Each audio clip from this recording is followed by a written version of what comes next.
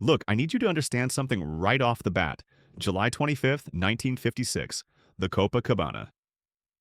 Dean Martin is standing backstage and he's looking at Jerry Lewis, and in his head there's only one thought screaming louder than the crowd outside. If I don't leave him tonight, I'm going to kill him. Not metaphorically, not in some dramatic Hollywood way. Actually kill him. This is their 10th anniversary. Exactly 10 years since they became Martin and Lewis. And here's the thing nobody tells you about partnerships. The closer you get to someone, the deeper the knife cuts when things go wrong.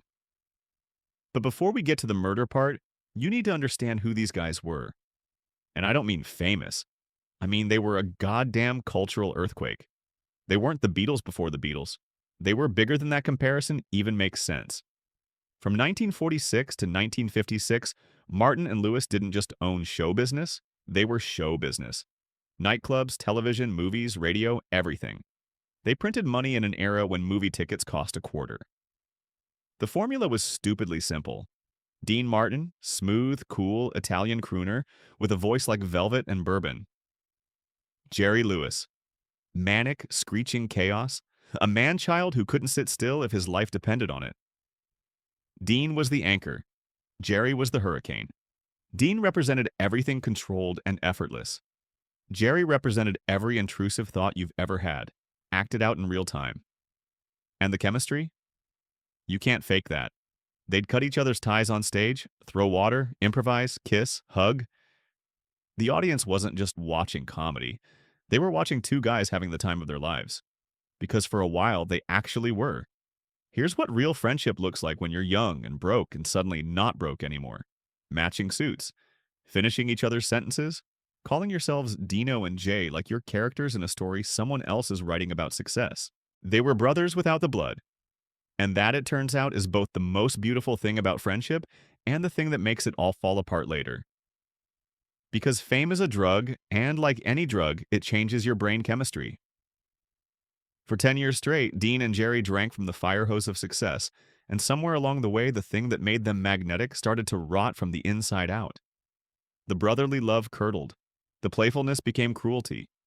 The partnership that was supposed to last forever started dying in slow motion. By 1956, these two men who made the whole world laugh couldn't even look at each other without rage bubbling up. They lived in a private hell of silence and resentment. And the whole thing started with one word: genius. In the beginning, they were equals, 50-50 on everything: money, billing, credit. But as they got bigger, critics started doing what critics do. They looked at Jerry with his rubber face and physical comedy and pratfalls, and they crowned him. Comedic genius, they said. The next Charlie Chaplin. And Dean? Dean they called the straight man. The stooge. Just some handsome guy who stood there and sang while Jerry did the real work. Which is, by the way, complete horseshit. Any comedian will tell you the straight man has the hardest job in comedy. Dean's timing was surgical. His reaction shots were what made Jerry funny in the first place. Without Dean's stability, Jerry was just noise. Imagine trying to enjoy a violin solo when someone's banging pots and pans next to you. That's Jerry without Dean. Dean didn't just stand there, he was the ground beneath the chaos. He made Jerry human. But Jerry Lewis, young and desperate for validation, started believing his own press. He started believing he was the act, that Dean was just along for the ride. By 1954, Jerry wasn't just performing anymore, he was controlling everything. Writing scripts, directing scenes, editing movies. He started treating Dean not like a partner, but like an employee, a prop, a piece of furniture that happened to sing "That's Amore" on command. The dynamic shifted. Jerry became the author of their story. Dean became just another actor in it. Now, Dean Martin was a proud man. He'd survived the rough streets of Steubenville, Ohio. He didn't need credit for writing or directing, but he needed respect. And he could feel it slipping away. In The Little Things First, Jerry would cut Dean's lines in their movies. He'd turn down Dean's microphone during live shows so his own voice would punch through louder. He'd crop Dean out of publicity photos. There's this famous story about a Look magazine photo shoot. They took hundreds of pictures together. When the magazine came out, Dean had been cropped out of almost every single shot. Just page after page of Jerry. Jerry. Jerry. Dean looked at that magazine, tossed it in the trash, and poured himself a drink. He didn't yell, didn't complain. He just filed it away in the growing cabinet of resentments he was building in his heart. By 1955, the Brotherhood was dead. They were in a Cold War, still making movies together. You're never too young. Artists and models. But they weren't speaking. Not really. Imagine this. You're on a movie set. The director yells, "Action," and Dean and Jerry flip a switch. Suddenly, they're best friends again. Laughing, joking. The chemistry's still there for the cameras because they're professionals. Then the director yells, "Cut!" and they instantly turn their backs on each other. Walk to separate corners of the set like boxers between rounds. They communicated through intermediaries. Tell Mr. Lewis I'm going to lunch. Tell Mr. Martin he's needed in makeup. The crew walked on eggshells. Everyone knew the bomb was ticking. Nobody knew when it would explode. The breaking point came during their final movie together. The title? Hollywood or Bust. You can't make this stuff up. Jerry was completely out of control by this point.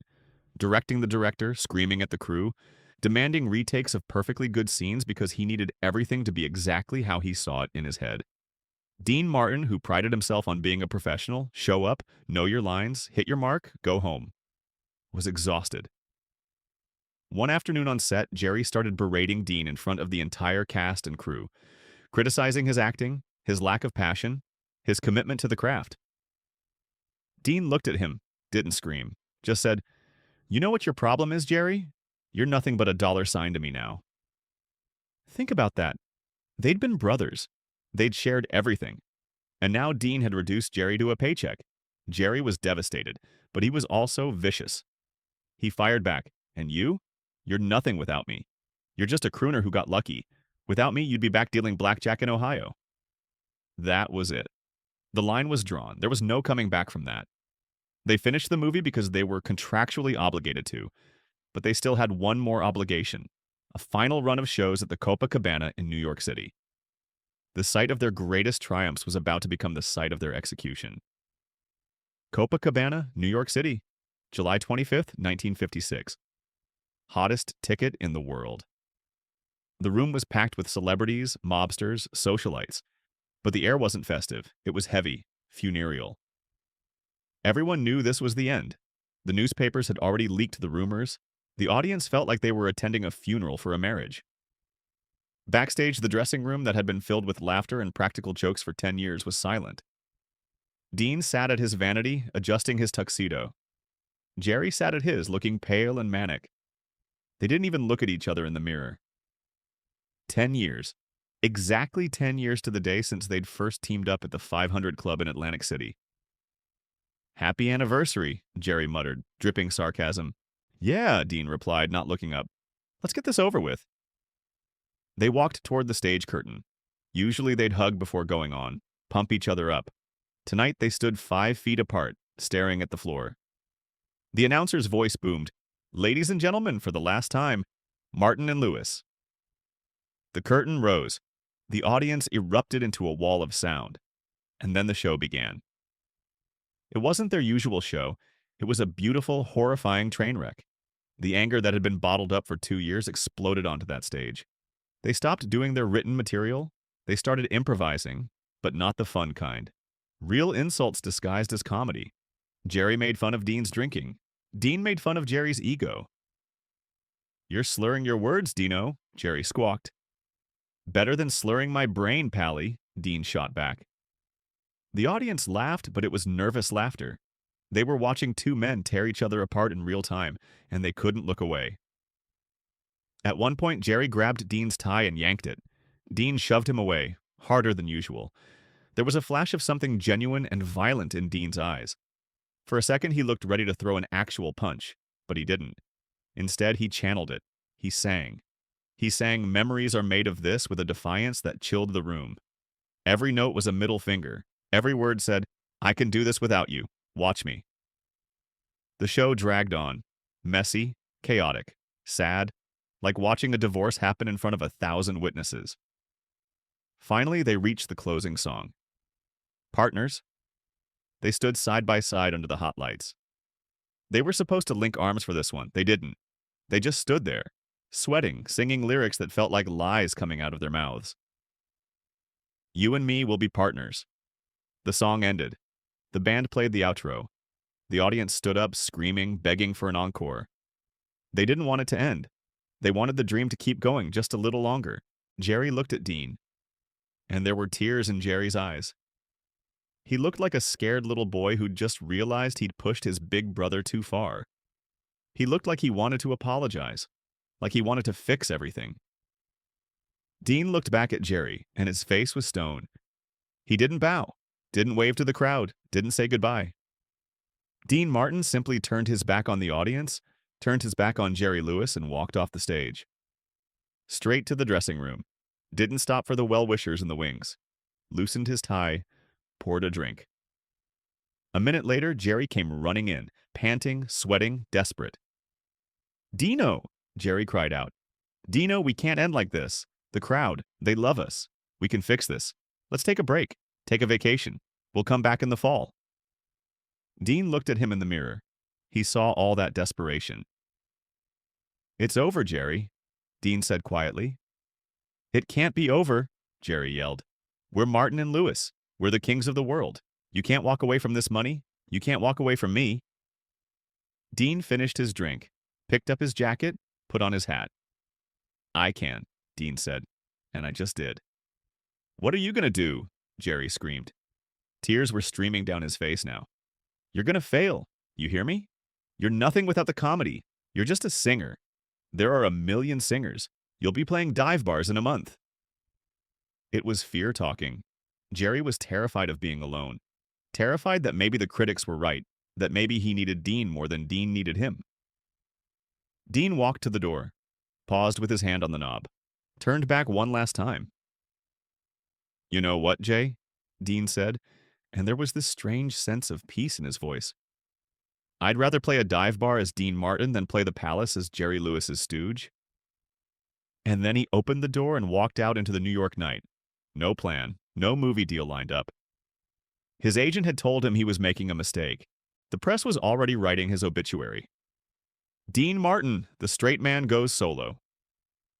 Everyone was betting on him to fail. Everyone was betting on Jerry to soar.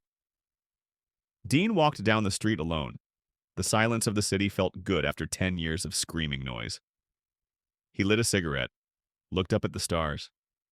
He was terrified, yeah. But for the first time in a decade, he was free.